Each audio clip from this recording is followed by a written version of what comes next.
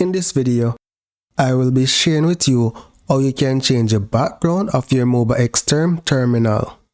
Or if you don't want to change the background, you can change the foreground text. Right, so I'm going to close the session. Yes. Select the putty session that you want to modify. Right click, select edit session. Then you're going to go to terminal settings. Then select terminal color settings. So here you have the option to change your background or the foreground text. So I want to change this to yellow. So I'm going to select foreground standard text and I'm going to set it to yellow.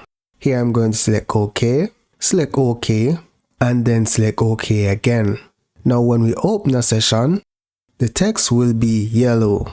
So I hope this video has helped you. Thank you for watching and see you in the next video.